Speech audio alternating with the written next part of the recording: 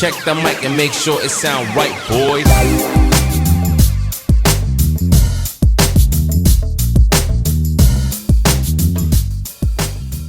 What's up, ladies and gentlemen, and welcome to the very first episode of the Let's Do This Together podcast. I'm your host, Arnold Telegaarda. Right off the bat, I'm just going to address it, the elephant in the room. What's up with the question mark at the end of the name of this podcast? Okay, when I first started thinking of names for this podcast, I didn't want to come off as if I'm this professional who knows so much about life and I'm here to give you guys advice. And I didn't want to come off like that. And I thought, let's do this together with an exclamation mark. Might be a little too aggressive.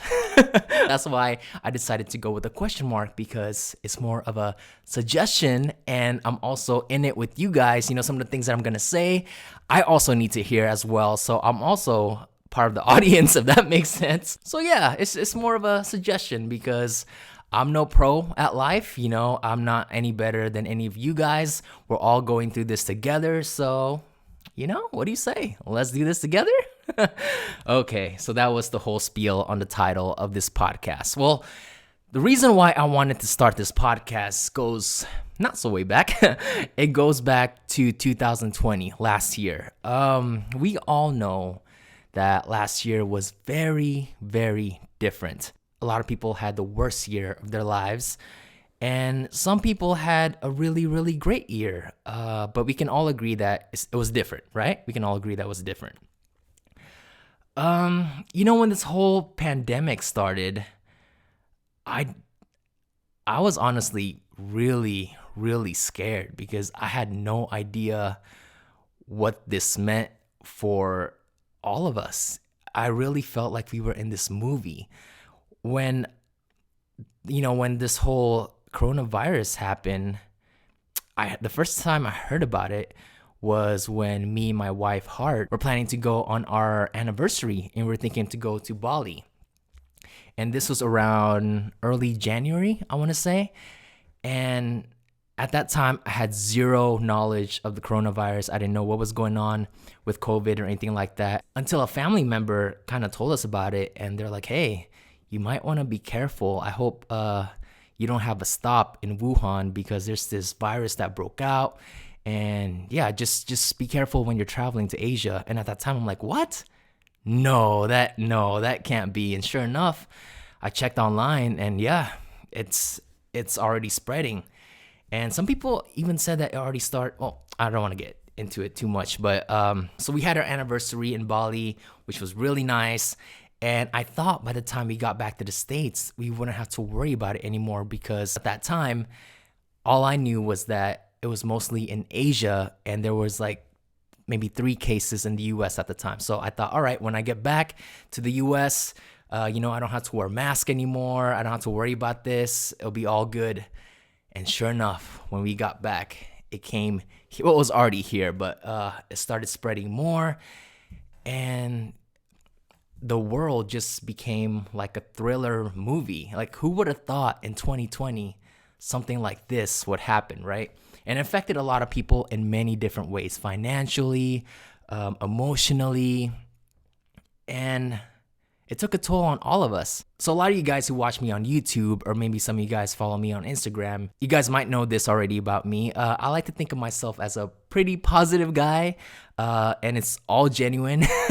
I'm not faking it, I promise. I'm a pretty positive guy in real life, and I'm just a really, really happy person. And for the most part, I feel like I always have control of my emotions. You know, I never have any breakdowns. I rarely cry unless there's dogs involved or animals involved in movies. I just can't handle that. The reason why I'm saying all this is because when the whole thing happened, as scared as I was, as bad as I felt for all those people that were affected by it, in my own bubble, in my own circle, I still felt okay because I have my health, I have my beautiful wife, I have the fur babies, and family and friends are healthy. So I thought, okay, we're going through this crappy time, but I'm looking at the glass half full, counting my blessing. So the month May came around. I remember this clearly in my head. It was a Sunday afternoon, nothing out of the ordinary. And I think at that time, my wife, Hart, and myself were watching Hamilton on Disney+. And again, just another regular day. And at this time, Hart was asleep, and I was the only one awake. And randomly, my heart just started beating really, really fast. And it felt like I just ran 3 laps. And I've never felt that way before.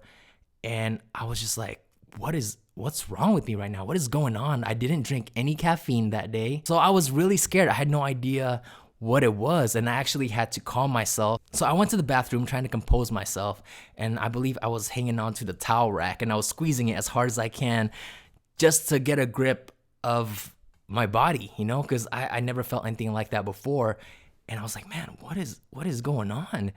And it really felt like I had too much caffeine and I overdid it, when in fact, I didn't drink caffeine at all that day. So that was really, really weird. And usually when I feel sick or when I feel like something weird is happening with my body, I always try to fix it myself first before telling Heart, because I don't want to scare her. And most of the time it just goes away. But this time it didn't. My heart kept on beating really fast.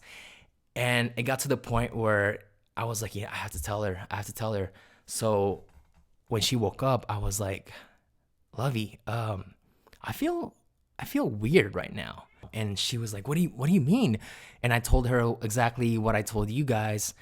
And we decided to go to urgent care because, again, scary feeling. I never had anything like that. And we went to urgent care, and the doctor was checking me, and she's like asking me all these questions. And at that time, she's like, you know what? I think this is stress. And I'm like, no, in no way, no, not a chance. There is no way that this is stress related, because again, I'm a happy guy. I'm not stressed about anything.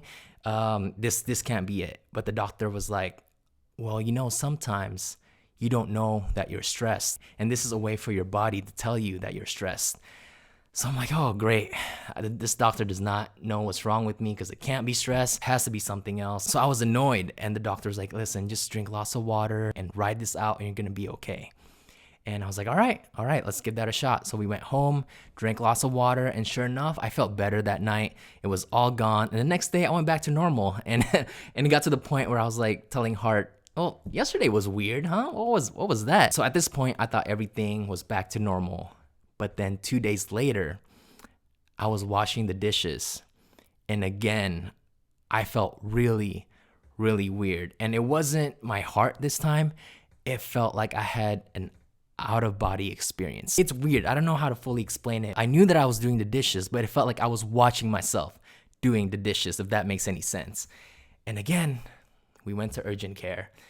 And again, I told the doctor the same thing, and sure enough, the doctor said, and this is a different doctor, by the way. And sure enough, the doctor said the exact same thing and told me that this is stress. I'm like, no, it's not. But to be sure, they did some blood work. My blood work came out all normal. And again, she's like, this might be stress. And I'm like, oh, it's not. What's wrong with me? But the doctor also did say that while this is happening to my body, it's a good idea for me to stop drinking caffeine.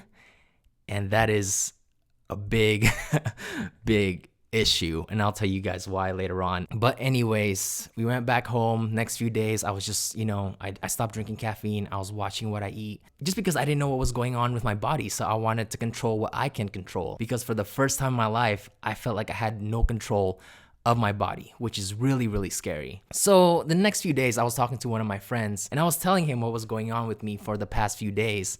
And he's like, dude, that's a panic attack. I'm like, what? He's like, yeah, I felt the exact same things that you felt. That is a panic attack.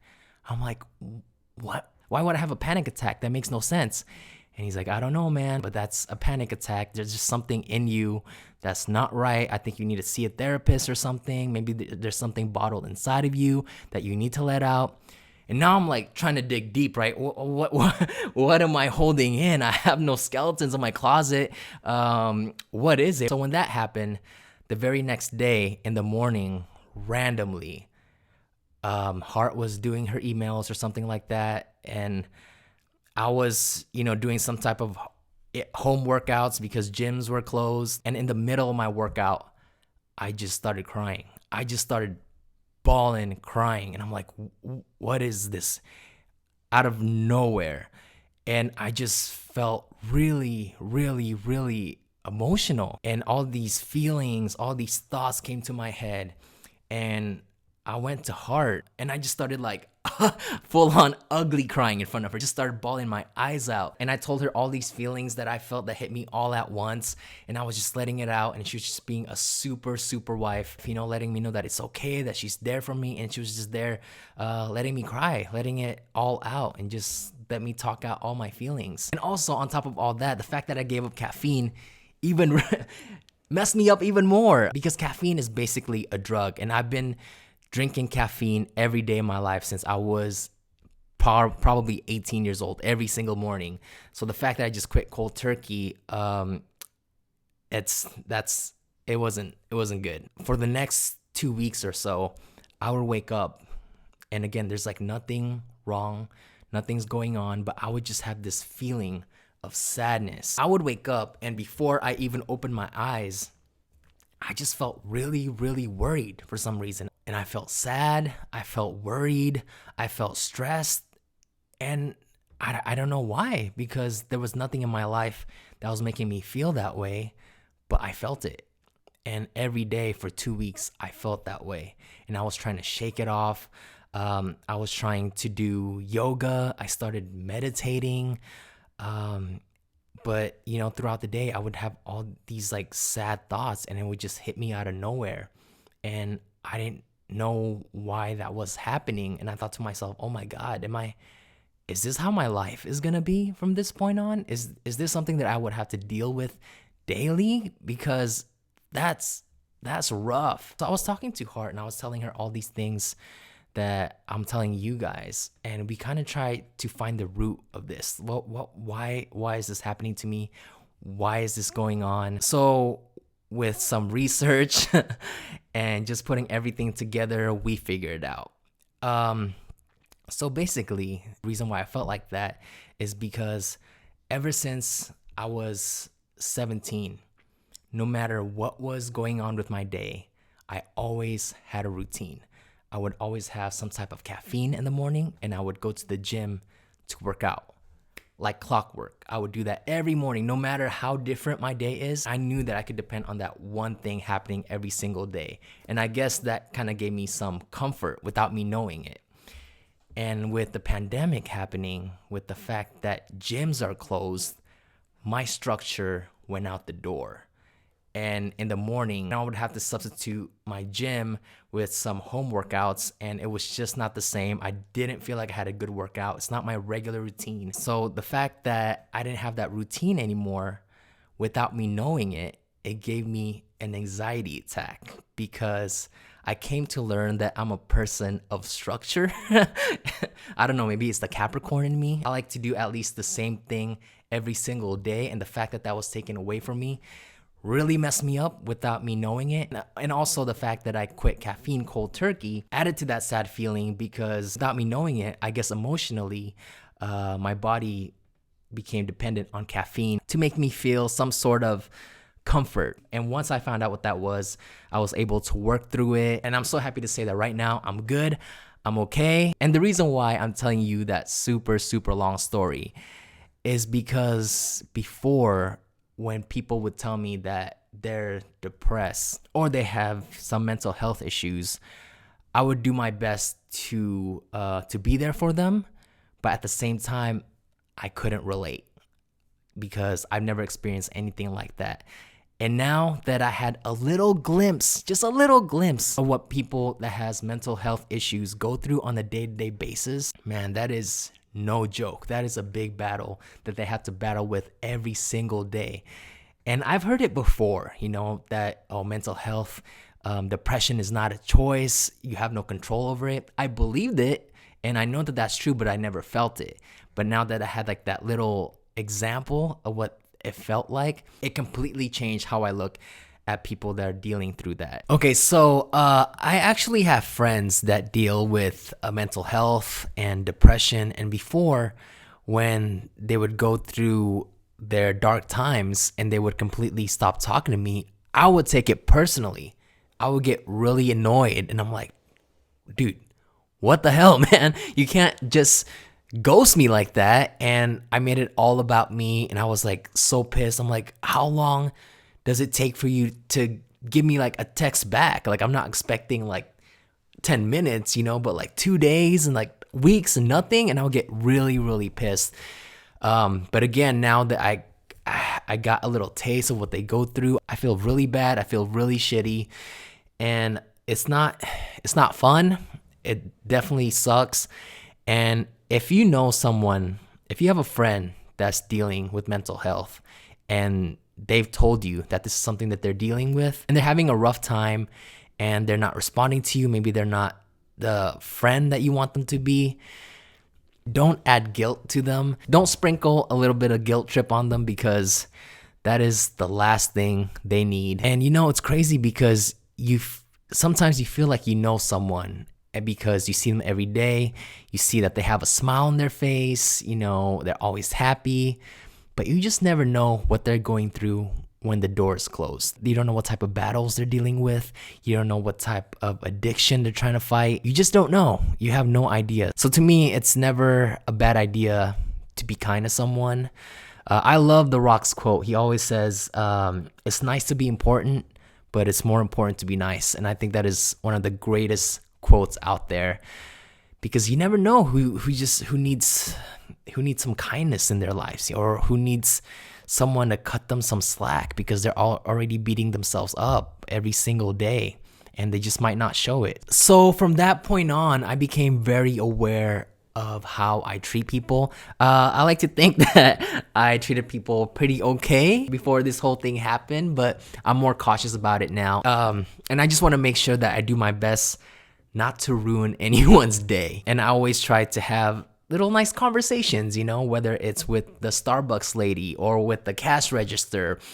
Just have a little small talk, ask them how they're doing, and just try to distract them for a couple of seconds with whatever issues they're going with. And that's exactly what I wanted to do with this podcast, because I know that life can be hard and sometimes we need to talk things out, or we just need to escape. And I hope this podcast can do both.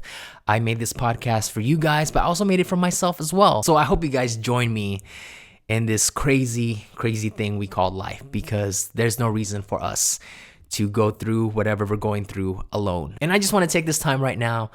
And by the way, if you're only listening to the audio, I'm sorry you can't see this, but I am physically extending my hand out right now to you guys, to whatever you're dealing with. I hope I can provide some type of distraction for you guys, or to help you guys talk it out. I'm here. Again, I am no professional. I have no degrees in this. I'm not a psychiatrist, a therapist, or anything like that. I'm just like you guys, trying to figure it out along the way. So I'm here for you guys. And I know I said this already on the trailer of this podcast, but I just want this podcast to be for everyone. Whether you need a distraction and listen to some fun, scary ghost stories, or whether you just feel like you don't want to be alone in your car and you just need to hear someone's voice, I'm here for all of that. So that concludes our first episode. I hope you guys enjoyed it, and I hope it was helpful in some way. I just wanted to let you guys know why I wanted to start this podcast to begin with. So with that said, thank you guys so much for listening. We are on iTunes and Spotify. It took a few days, but we are officially on there. Make sure you guys subscribe. And if you guys like what you hear, give this podcast 5 stars and write down a review, please. That would really, really help me out. Let me know what you guys want to hear from me, any suggestions, what I can do better. And also, if you guys are watching this on YouTube, don't forget to subscribe and like, and leave a comment down in the comment section below. And let's just get to know each other better. Let me know what kind of stuff you guys want me to talk about on this podcast, and I'll make it happen. You can follow me on Instagram at Let's Do This Together Podcast, and on Atelagarta, Atelagarta. That is my ridiculously long last name with my first initial. I know, super confusing. My parents made it really hard for me. With that said, I appreciate you guys, and let's do this together.